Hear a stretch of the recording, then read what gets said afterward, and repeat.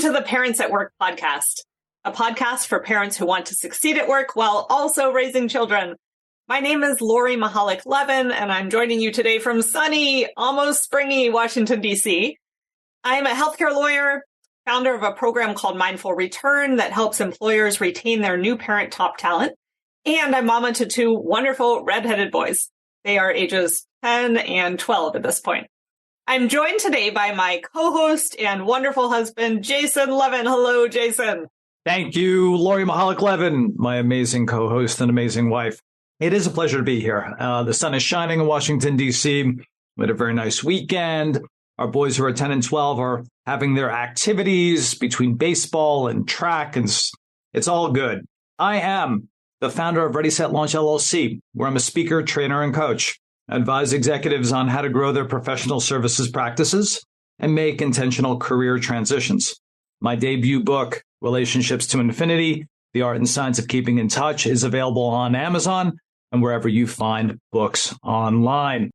To you, Lori, we are super excited to be introducing our new segments in Moms and Dads in Professional Development. Indeed, yes. This new pair of episodes, one with two dads in professional development, and then next will come two moms in professional development, or PD. We are really thrilled to welcome to the podcast two awesome dads, Joshua Troy and Neil Dennis. I'm going to tell you a little bit about Josh. Josh is the Director of Talent Management at Kilpatrick Townsend Stockton LLP, where he engages with attorneys and staff to ensure their professional and personal success. Josh is a proud parent of two daughters who were very excited to find out that their dad was being interviewed. So I look forward, Josh, to your being able to share this episode with your daughters. Welcome to the podcast. And it's my pleasure to introduce Neil Dennis, who's the Director of Professional Development at Blaney McMurtry LLP, a mid-sized full-service law firm in Toronto, Ontario, Canada. He's responsible for the recruitment, professional development, and training of legal professionals at the firm. Prior to joining his firm, Neil headed up career development at the University of Toronto Faculty of Law and held similar positions in Washington, D.C., including the Assistant Dean of Career Services at the Howard University School of Law and the Director of Career Services at Georgetown Law Center. He lives in Markham, a suburb near Toronto, and is married to Kia, who has a much cooler job than him as an author of thriller mystery novels. They have two kids, Bryson, age 13, and Miles, age 10, almost 11. Welcome, Neil. Good to be here. Good to be here.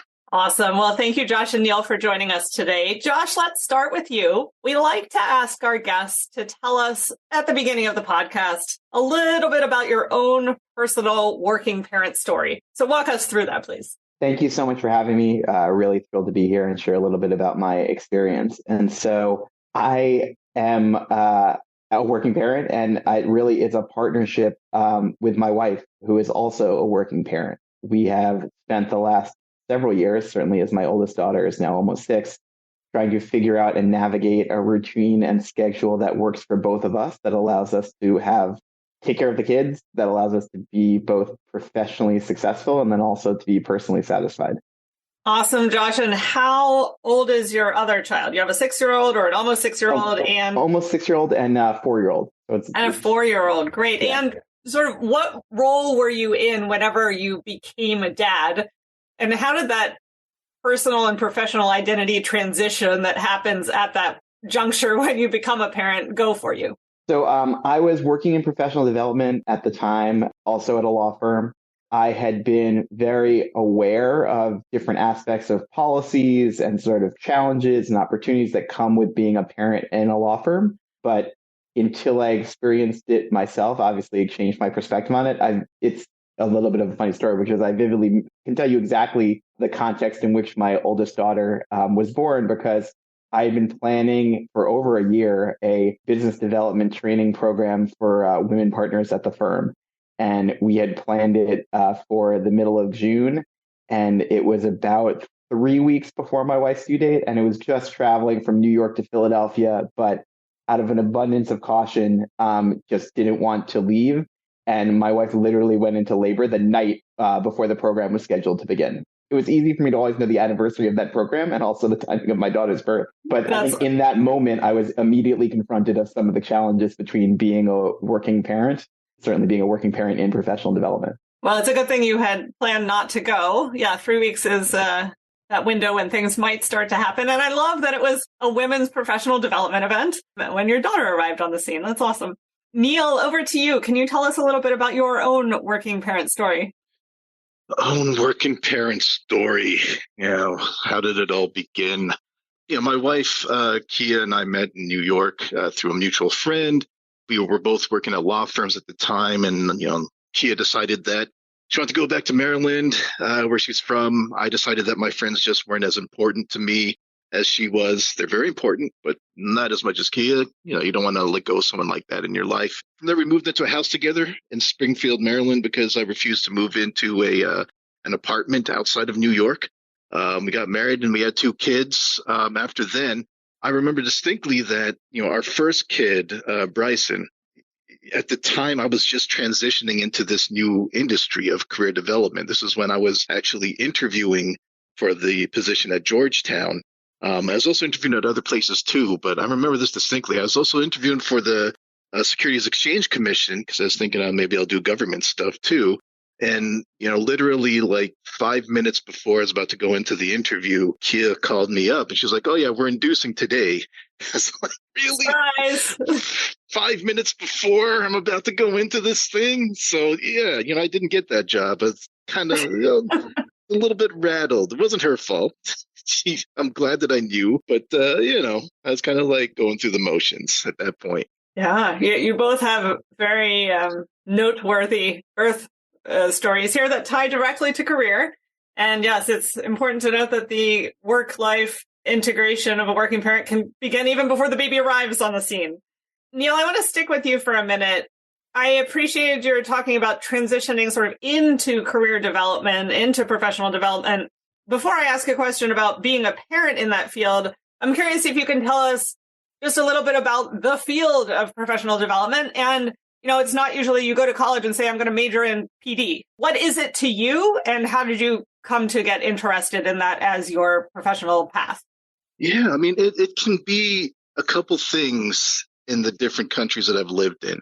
For instance, right now, my title is the Director of Professional Development at Blaney McMurtry, but that covers both recruiting students and lawyers, attorneys, as well as developing their career here and, putting on different programs to help them develop their practice and see them through the process of becoming a partner. I know that there are some places up here as well as down in the States where those two things are split up so that professional development is strictly just developing their careers while, recruitment is done by somebody else or a whole different department altogether. With me, it took a lot of introspection, right, Lori? Because, we go to law school and we go through hell through law school, and then we go into practice and you're thinking, I'm doing what lawyers are supposed to do. And then you start thinking about whether this is the actual, whether this is really the career for you. And I kind of went through those motions and I started doing a little more introspection on what it was that I liked about my job. And a big part of what I liked was the mentorship of younger associates and student outreach programs and interviewing. I was lucky enough to have this Georgetown interview amidst all the other types of interviews that I had with different places, government as well as other law firms. And, I was working with a coach at the time, and when I was explaining or, sort of debriefing her on the different interviews I did, she's like, "Do you realize how much more animated you became when you were talking about the Georgetown position?" And I did not realize that, but it's interesting you say that, so I kind of jumped straight in. At that point, after, again, a lot of introspection, a lot of talking things through with Kia as well, because, it's a big decision to leave the practice. Yeah. And a pitch there for having coaches who can help reflect back to you things that you can't even see in yourself. It's so important what you're feeling in your body and what's showing up on your face when you're talking about these different decisions, for sure. And how would you describe what it is like to be a parent in the professional development space these days? It's interesting because I've been in the space early in my career all the way up until now. I've been drawing a lot of inspiration from my kids and being a father when doing anything in this industry. So, just to give you an example, something I thought about was, I was doing a recruitment presentation for students last fall, and I was acknowledging what their frame of mind might be if they don't get a job through a formal recruiting process, like on-campus interviews. your heart breaks after that happens as a student. I told them, look, it's okay to be frustrated. It's okay to be disappointed or angry. It's okay to think like this is the end of the world. That's okay. And I specifically told them that I'm not going to diminish those feelings because it reminds me a lot of how I deal with my own kids' feelings when they don't get, say, a perfect score on a pop quiz. And I'll tell you, Lori and Jason, like, I used to tell my kids that in the grand scheme of things, this will mean nothing. It's not important. It doesn't matter. But, and I learned this from a good friend of mine, saying that kind of dismisses their feelings outright, doesn't it? I mean, to them, it is the end of the world. This meant everything to them and they didn't do well on it. And this is how they're feeling. So, I needed to meet them at that level before I got into the consoling mode. Like that's something that I've learned and something that I now sort of apply a lot when talking with students as well as associates that I work with. So, I'd say being a parent in this industry now has really inspired me to be a better coach, a better advisor, and a better person altogether. Amazing. They're so intertwined. Thank you for that, Neil. Over to you, Josh. I would love to ask the same two questions, really. What was your path into PD? And how would you describe what it's like to be a parent in professional development today? I also started my career as a practicing lawyer. I was a litigation associate for almost 7 years, and maybe a longer story than the podcast allows for. But the start of the journey is when I was a junior associate, my associate mentor left to go do professional development at another law firm. And that was sort of the first time I was really exposed to the idea or the world of being a lawyer at a law firm, but not practicing and what that looks like. And then I was able to stay in great touch with her. And the things that she was doing were a lot of the things that I was really passionate about, from training to review and feedback to mentoring and advising. And so I was really fortunate that while I was still an associate, I was able to pursue some of those opportunities within my former firm.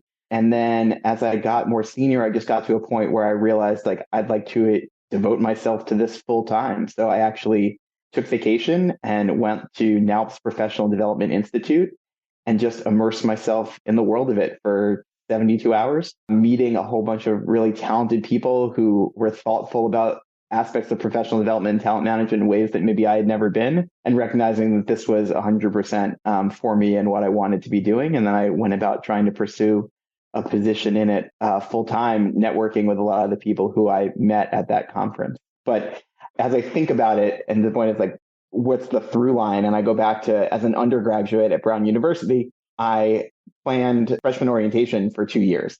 And I was responsible for running it for all the incoming new students. And I loved it. And I loved thinking about like what content we wanted to get them and all of the logistics that went into it.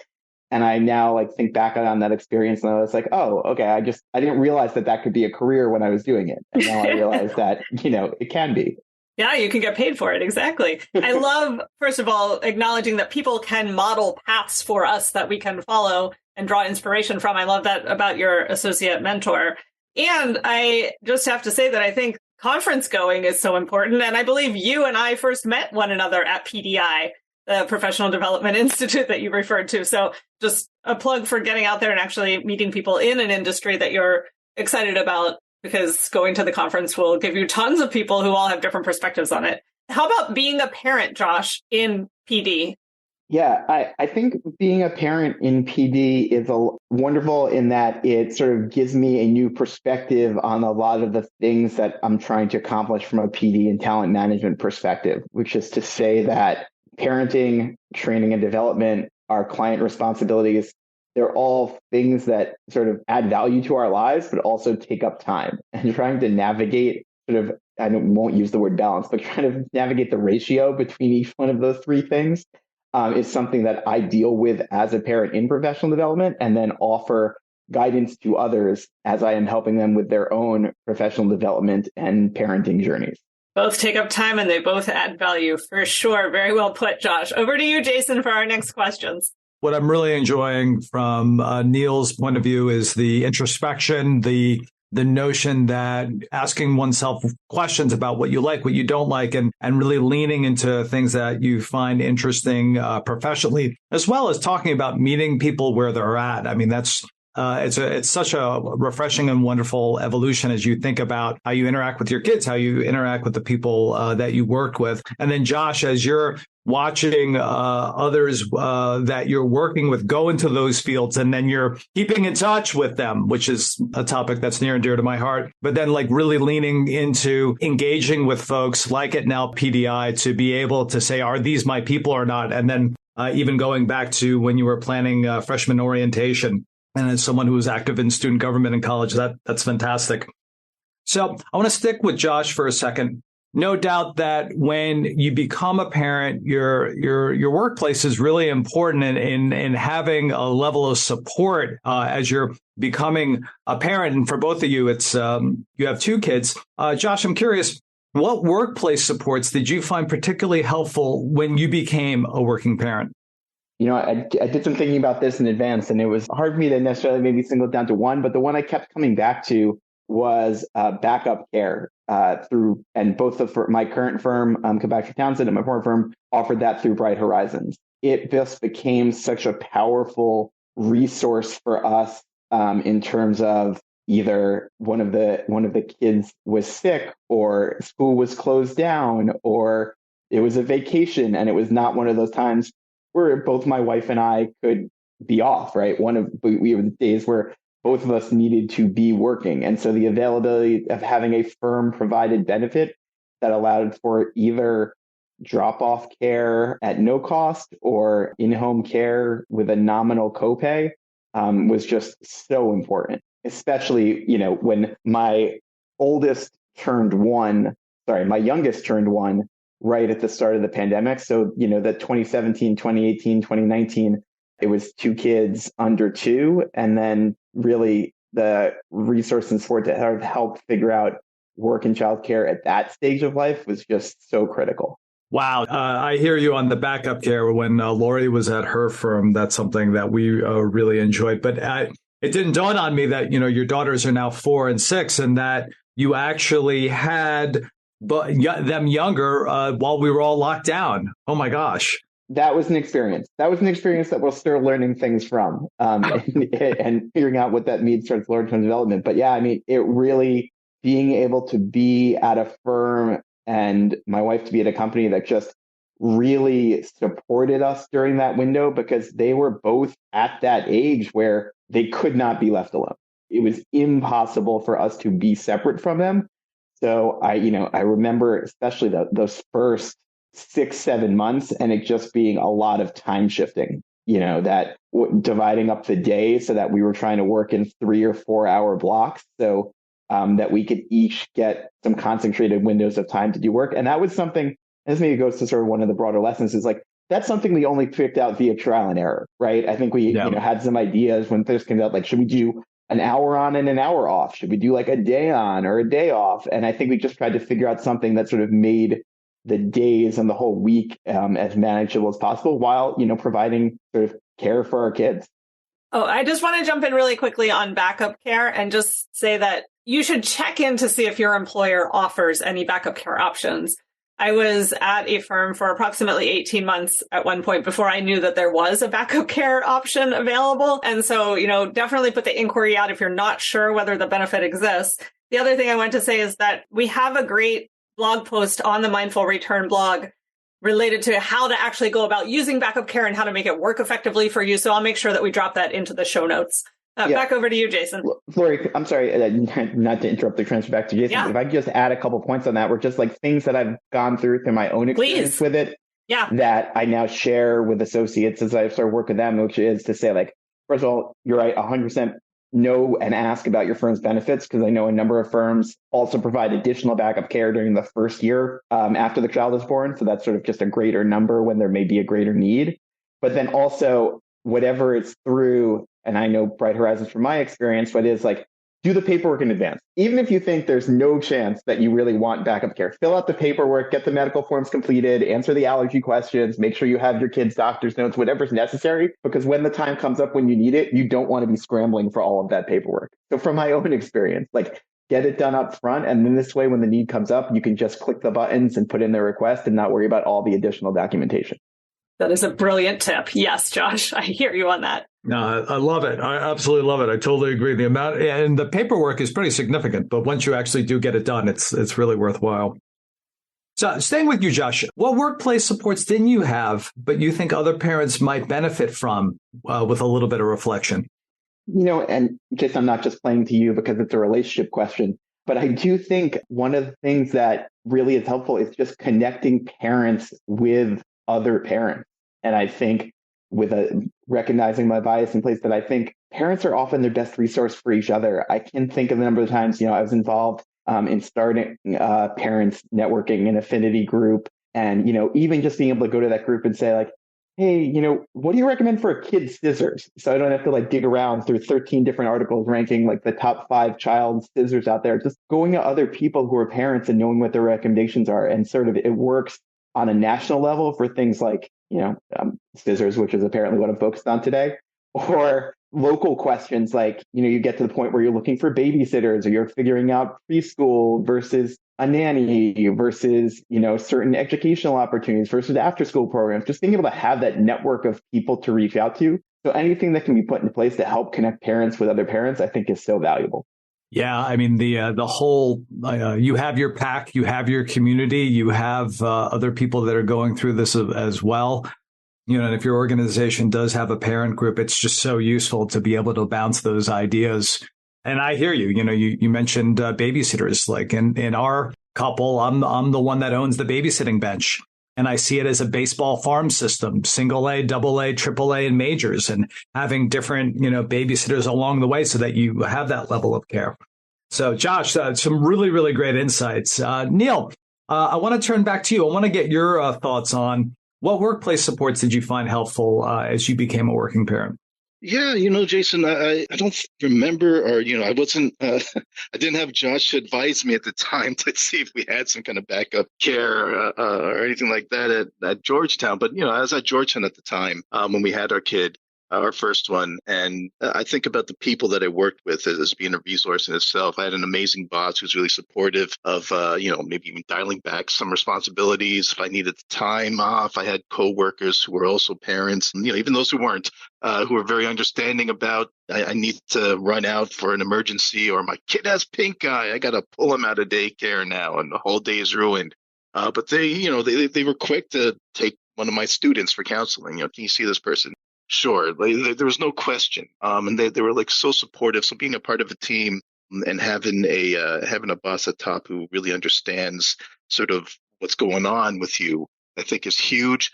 I remember our school had an amazing preschool there. Now I think about it, the problem is that there's a very long waiting list, so we never really got them in. But I did anticipate one of Josh's pieces of advice, and I did sign our kid up anyways, just in case.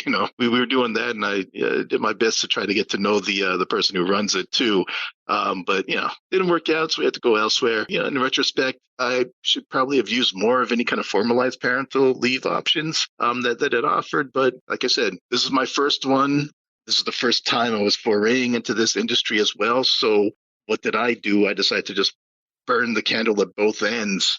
Which I don't recommend for anyone, meaning, I'll wake up at night, but then I'll also do all my work, and then I'll also work past that time and still find time to do everything. Yeah, that's not a good thing. And I didn't do that for my second one. So there's that. I learned my lesson. How much leave did you take from the first one to the second one after burning the candle at both ends? Again, I'm not the greatest example, but I took probably a couple of weeks for the second one. And really for the first one, I probably took a week-ish, but it wasn't fully on leave. I was still answering emails. I was still kind of doing what I was doing because, again, I was learning the industry and I was still hungry to get that expertise. Not recommended, though. One of the things that sort of I work with associates on, or I had conversation with them on, is sort of how to figure out that leave and sort of what to need. And obviously, I start from places please take all the time that you need and that's available to you. But I could say from my own experiences that sort of figuring out how much to take up front and then how much to potentially save for the transition period where my wife was going back to work was part of the conversation. And then actually with both kids, but different medical situations, we were able to pivot and adjust on the fly. So I, ended up taking an extra week after my first daughter was born. And then after my second daughter was born, we were in a situation where we had a positive flu case. And so like trying to take extra time to sort of just create some separation between my older daughter and the newborn became really important. But I think that flexibility in figuring out what works for a household. And I've seen, especially on the attorney side, people take it all up front in a single block, or also space it out so that, depending on when they have in-laws coming to visit, or when they have someone needs to go back on a certain date, or there's a big event coming up, and sort of being able to adjust around that, I think was really valuable from my own experience. And what I like what you're talking about, Josh, and compliment to what Neil has said, is really creating conversations around how to think about leave and sharing that with the people that you're working with. Even when, Neil and his wife, Kia, had their first 13 years ago, I think in the last 13 years, there's a whole new way that we're thinking about dads taking leave. And so to Josh, your point, I really like how you're describing let's have a conversation. It doesn't have to all be at once. What's going to work best, and being able to share what your needs are, because certainly when they come, your world does change. Lori, did you want to add something? I just wanted to say that I've also very much seen this shift in culture and norms around taking leave. And one of the things that we teach managers in Mindful Return is to say to male colleagues, when are you planning to take your leave? Not, are you planning to take a leave? And I think just even those subtle shifts in how we talk about parental leave and paternity leave in particular really make a difference in changing cultural norms within a workplace. So just kudos to Josh and everyone who's elevating this conversation. I want to stay with Neil for a second. The coach in me is always interested in early professional development experiences that influenced you in some way or another. So Neil, when you were middle school or high school or college, what was your first job? What'd you learn from it? Well, my very first job was during high school, and I was a camp counselor at a circus camp. A circus camp? What's a circus camp? Everyone has that same tone and inflection of voice when I say that, Jason.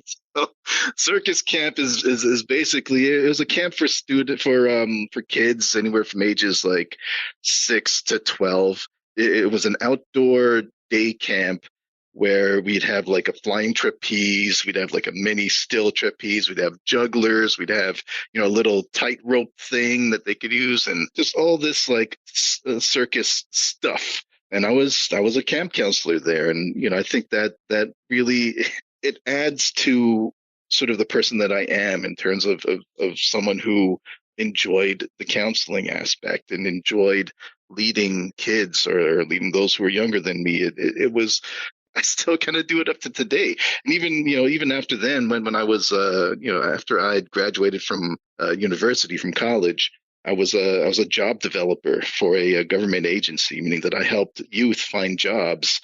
And, when I was interviewing for Georgetown, that came back to me. So when they thought about doing this job. That's awesome. I mean, you've literally been walking the tightrope for a long time now. So that's, that's nice. Good. Yeah. That's awesome, Neil. This episode of the Parents at Work podcast is brought to you by Ready, Set, Launch, a boutique career coaching firm that supports executives in career and retirement transitions, as well as building their professional services practices.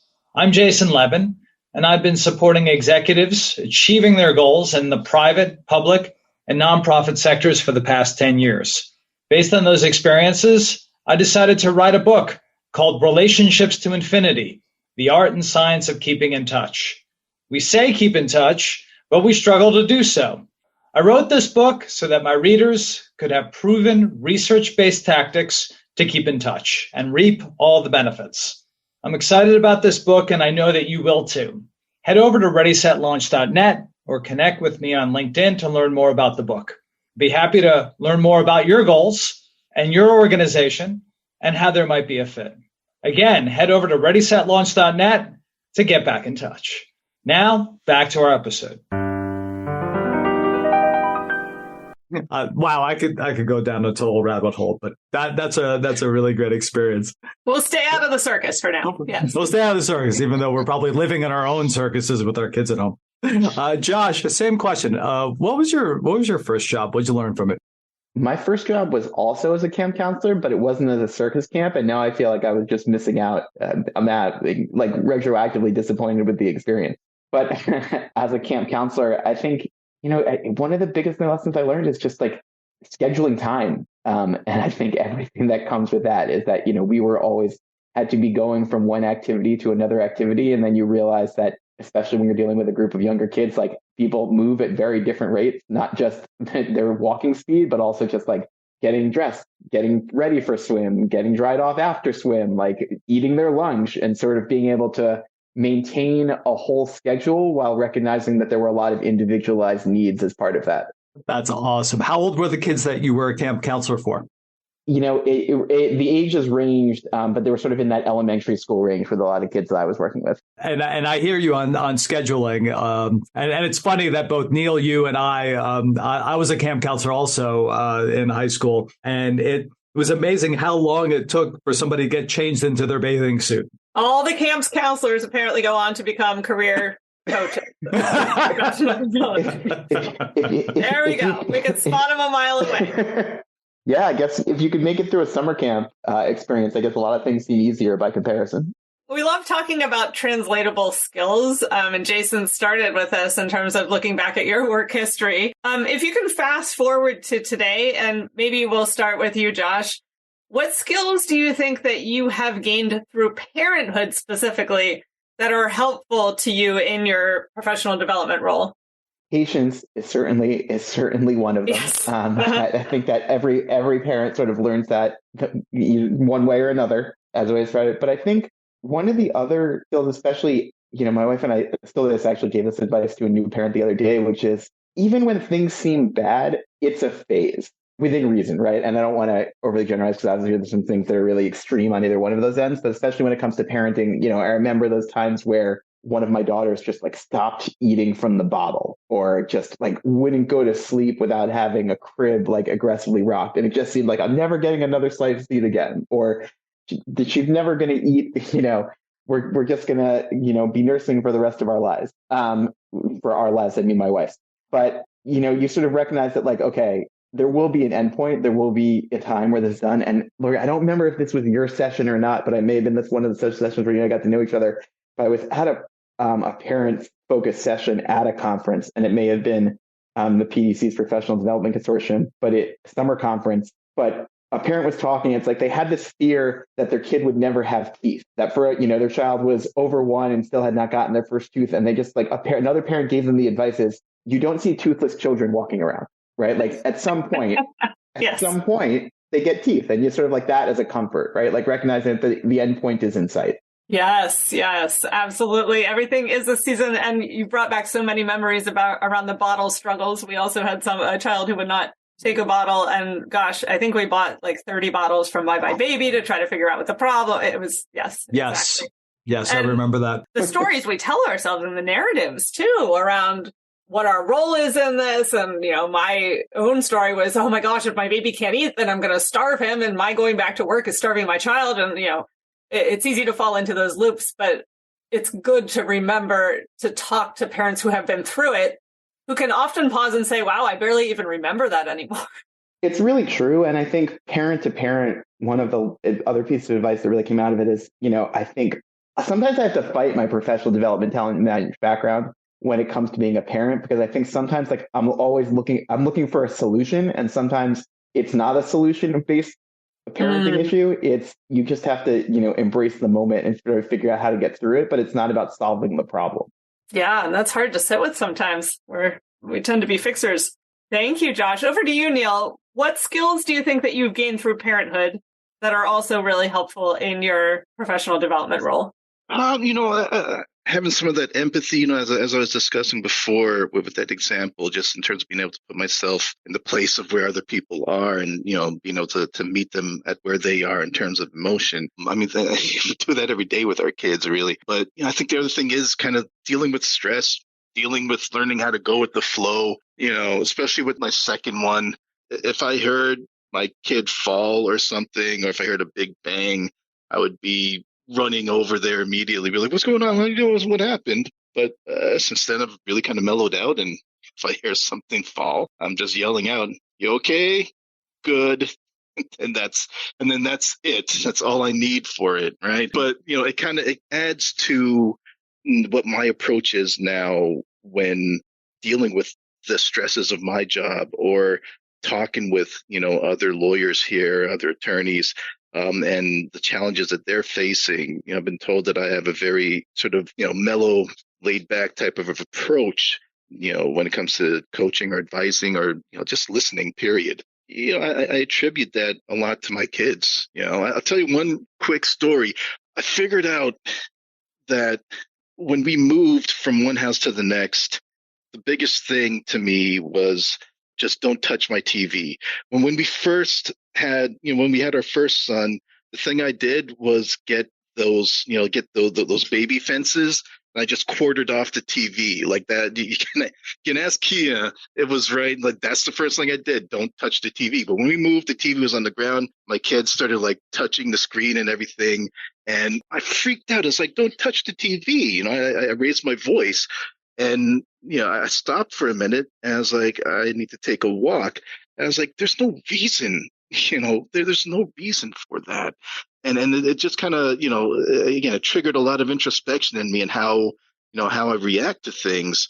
I feel like that really kind of made me understand myself better.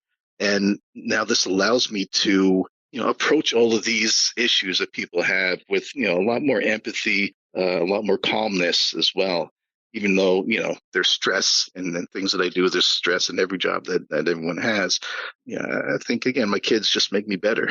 Yeah, and we all have those moments where we're not exactly sure why we're flipping out about something, and just really admire your pausing and your ability to translate that pause into your skill in your job. I also just want to say that helping people, especially lawyers, to not catastrophize is like the biggest benefit you could give to the legal industry. So kudos to you on that. Absolutely. And Neil, just to let you know, in our house, we're still trying to figure out who holds the remote. So I feel you. Indeed. It's always you, Jason. It's always you, buddy. Oh, yeah, he wishes. I wish. But thank you. Thank you for your support. Neil, let's stick with you for a minute. What changes do you see happening in the field of professional development that you think may affect working parents, even if these changes aren't necessarily specifically about working parenthood? Yeah, I'm still dealing and processing with what has happened to humanity over the past 3 years in the pandemic. I kind of feel like we were pushed to our limits in terms of keeping things running or coming up with creative ideas to deal with something that we've never encountered before. And on top of that, we had to make sure that our kids were getting educated properly virtually, and we had to comfort them at the same time in this very scary world. I feel like some of us discovered also how nice it was to be with our kids. In some cases, my youngest kid, for instance, was my office mate over the summer of 2020. And I'd be working in the living room and he'd set up his laptop and watch shows and YouTube like right beside me. And I loved it. And on the other hand, and this comes from another colleague of mine, Kara Harding, our work lives and personal lives were collapsed into one. So we couldn't separate the stresses from each of these environments from one another, meaning that, there's no way to leave your personal stresses outside of the work building.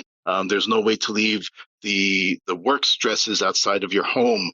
What brought us, and this kind of brought us to the point of exhaustion, and that many of us, haven't experienced before, and might be one of the factors perhaps that played into the whole great resignation or great retirement that we experienced. That sort of extreme of stress that was introduced to us and introduced to parents, especially in terms of what's happening right now, and we're still getting over it, and we're still getting over it, still dealing with it.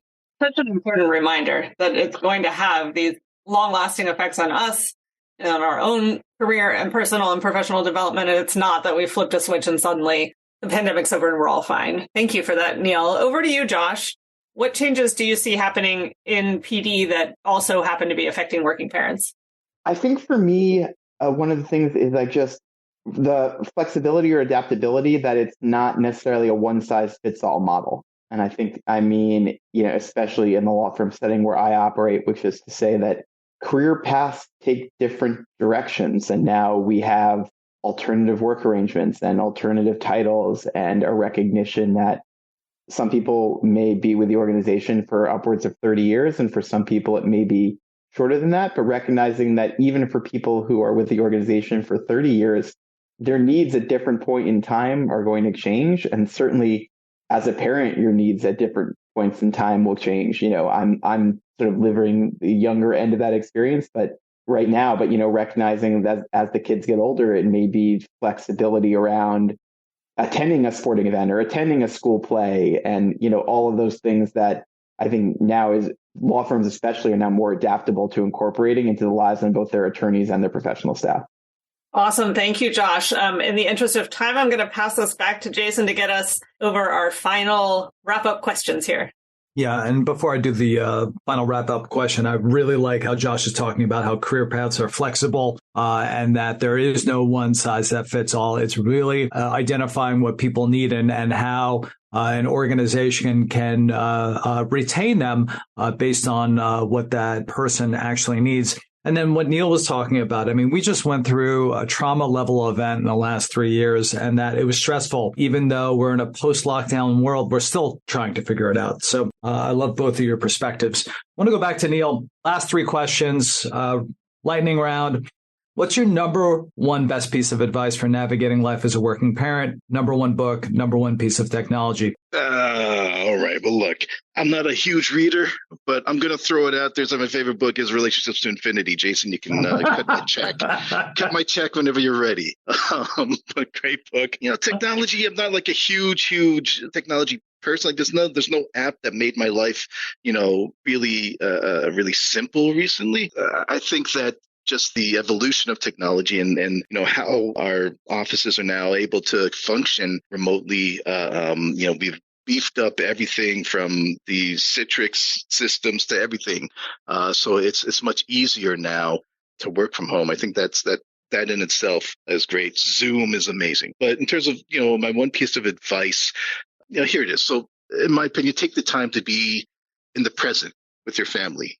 I can't emphasize that enough. Take a step back to admire what's good in your life. What's good about the family that you're a part of. When our kids are born, we take so many pictures of them, like nonstop pictures, everyday pictures, every second pictures. But I could tell you that the one vivid memory that I have with my kids is watching the sunrise with them in silence during a road trip. They were sitting on either side of me on a comfy chair. At the time we had stopped at a coffee shop. We just looked at this beautiful colors lighting up the sky. And I thought for a second, I should give my camera I should give my phone to Keeler to take a picture from behind because it'd be such a cool picture. But I didn't need it. I didn't need it. It was a moment that was fully experienced by all of us.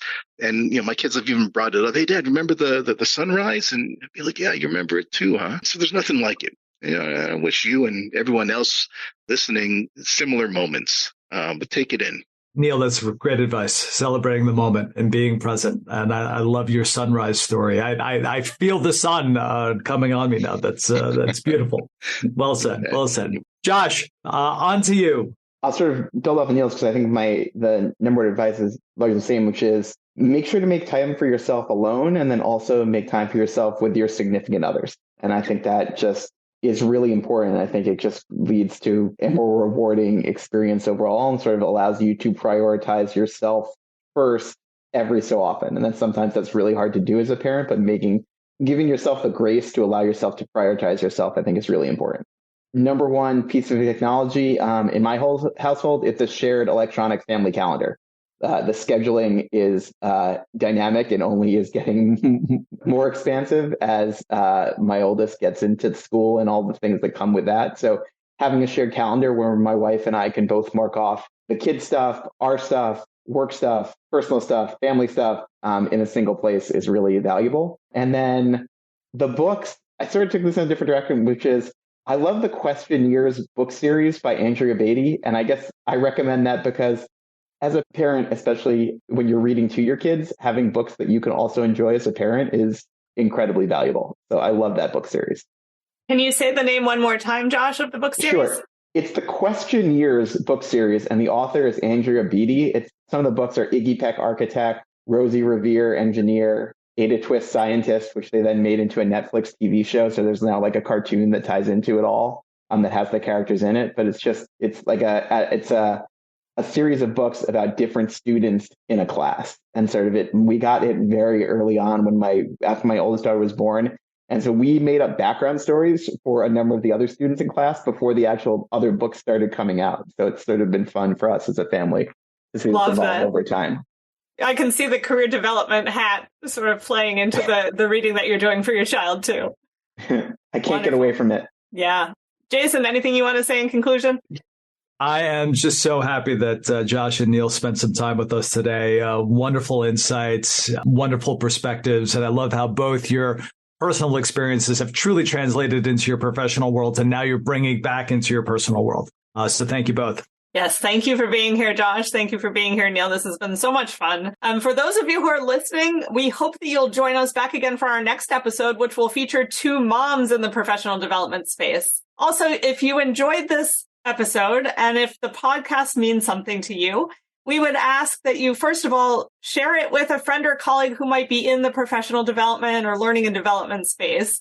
Second, please follow the Parents at Work podcast so that you don't miss any episodes. And if you're willing to leave us a short review, we would be grateful for that as well. Thanks everyone for joining. We'll see you back here next time for Moms in Professional Development. Bye-bye.